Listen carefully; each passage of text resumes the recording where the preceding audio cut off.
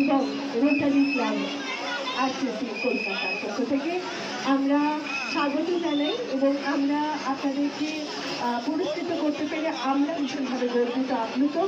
বাংলার ঐতিহ্য, বাংলার সংস্কৃতি সমগ্র বিশ্বের দরবারে সমাদৃত। আমরা সবাই জানি সেই মাদল নিয়ে এখানে আমরা আজকে দেখতে পাচ্ছি। তাই মঞ্চে আমরা মনে করি যে আমাদের সংস্কৃতি আমাদের পরিচয়, আমরা বাংলা, আমরা বাঙালি। তাই এই ঐতিহ্য সকলে বিশ্বের দরবারে পৌঁছে দেওয়ার জন্য আমাদের যারা মিডিয়া ভাইরা রয়েছেন সকলকে আমরা ভীষণভাবে তাদেরকে আপ্লুত, গর্বিত আর তাদেরকে আমরা কৃতজ্ঞতা জানাই। আমরা এই মঞ্চে আমাদের মধ্যে উপস্থিত রয়েছে নরেশ জৈন, ভাবনামুখের যিনি কর্ণধার, আমাদের মধ্যে রয়েছেন রিপোর্টার গিল এবং আরসিসি রোটারি কলকাতার যিনি প্রেসিডেন্ট ডক্টর অরুণ কুমার রাজ, সঙ্গে আমি রয়েছি ডক্টর দীপা দাস। আমরা আজকে এই তাদেরকে পুরস্কার তুলে দিতে পেরে আমরা নিজেরা ভীষণভাবে আপ্লুত, গর্বিত। আন্তরিক অভিনন্দন, প্রীতি আর শুভেচ্ছা। আমরা আজকে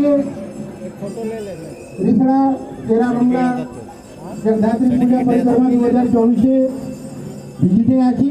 আমার পুরো জার্নালিস্ট অর্গানাইজেশন, যার মধ্যে print media, electronic media, social media সব সঙ্গে আছেন। আমার পরিবর্তন চ্যানেল রাজেন্দ্র দুবেন আছেন, ধর্মেন্দ্র রায় খবর ভারত, ভাবনামুখ চ্যানেলে নরেশ জৈন আছে, তার সঙ্গে প্রিন্ট মিডিয়া আছে। আমার সঙ্গে সোশ্যাল অ্যাক্টিভিস্ট তপনদা আছে, মন্ডলদা আছে, শঙ্করদা আছে, Dipa Das, human right activist. আমি doctor Arun Kumar, Bangla reporter president. আজকে আমরা পুরো গোটা বাংলা যে আমরা পুজো পরিক্রমা করেছি, যাদিকে 400 রিপোর্টার দিকে আমরা যে মেসেজ পেয়েছি, কৃষ্ণানগর, চন্দননগর, ভদ্রেশ্বর, মানকুণ্ডু, হরিশরা, এই মধ্যে আমার অপার হর্ষ হচ্ছে এই পূজা ঘোষণা করতে।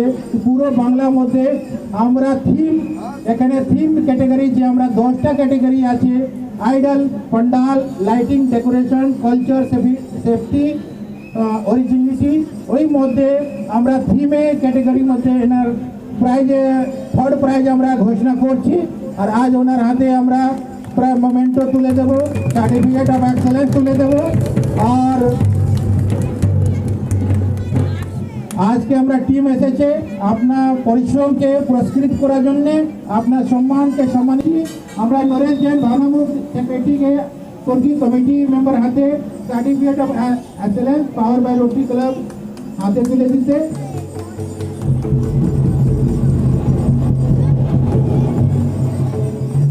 যাভাবে দেখছেন সার্টিফিকেটের মধ্যে রেসপেক্ট ওমেন লেখা আছে।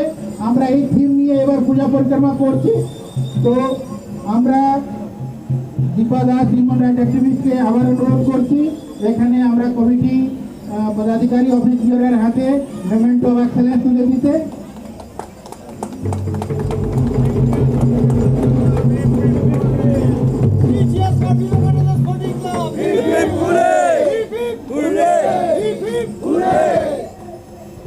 তারপরে আমি একটু বলবো ডক্টর অরুণ কুমার রাজের জন্য একটু জোরে হাততালি দেবেন। তার মাতৃভাষা বাংলা নয়, কিন্তু একটা সুন্দরভাবে বাংলাকে সম্মান যাতে কিন্তু বাংলায় করেছে, তার জন্য তাকে অনেক অনেক অনেক ধন্যবাদ। পক্ষ থেকে বাংলা রিপোর্টার্স গিল্ডকে এই কারণেই ধন্যবাদ জানাচ্ছি, এতগুলো পুজোর মধ্যে থেকে ওনারা আমাদেরকে উপযুক্ত ভেবেছেন, এটা আমরা খুবই আনন্দিত। এবং আমরা বিবেকানন্দ স্পোর্টিং ক্লাব কথা দিচ্ছি, আমরা অনেক সোশ্যাল কাজ করি, সেই সময় আমরা ওনাদের স্মরণ করব, ওনাদের স্মরণে আসবো। আর যদি ওনারা আমাদের সঙ্গে থাকেন তাহলে আমরা এই সোশ্যাল প্রোগ্রামগুলো অনেক বড় করতে পারবো। আমরা আপনাদের সঙ্গে আছি। আমার নাম বেনি মাধব সিনহা, আমি এই বিবেকানন্দ স্পোর্টিং ক্লাবের একজন সদস্য এবং এই পূজা কমিটির মধ্যেও খুব গুরুত্বপূর্ণভাবেই থাকি আমি। আমাদের চিন্তাভাবনা অ্যাকচুয়ালি আপনারা দেখতেই পাচ্ছেন, আমাদের ব্যানারে আছে বাঙালিনী। তো বাঙালিনীর অর্থটা অনেকেই জিজ্ঞাসা করছে কেন বাঙালিনী নাম দেওয়া হলো। তো আমাদের এই পূজা মণ্ডপের মধ্যে দেখবেন বাংলার একটা খুব পুরনো একটা শিল্প, যেটা প্রায় লুপ্তপ্রায়, যেটা হচ্ছে ডোকরা শিল্প বলে। সেই শিল্পর কারুকার্যগুলো এখানে আমরা তুলে ধরেছি এবং তার সঙ্গে বাংলা একটি আদি বাদ্যযন্ত্র, যেটা লোকবাদ্যযন্ত্র বলে, সেই ধামসা মাদল, যেটাও আজকে আধুনিকতার যুগে অনেকেই ভুলে যাচ্ছে, অনেক বাচ্চাই জানে না বাদ্যযন্ত্রগুলোর নাম কি। তো আমাদের এই শিল্প আর পুরনো সংস্কৃতি, এই দুটোর মেলবন্ধন আমরা এখানে করেছি। আর সেই মেলবন্ধনের মধ্যে যিনি এসছেন মা, তাকেই আমরা বাঙালিনী বলছি। আমরা বাঙালিনীর দেশে মাকে এখানে নিয়ে এসেছি।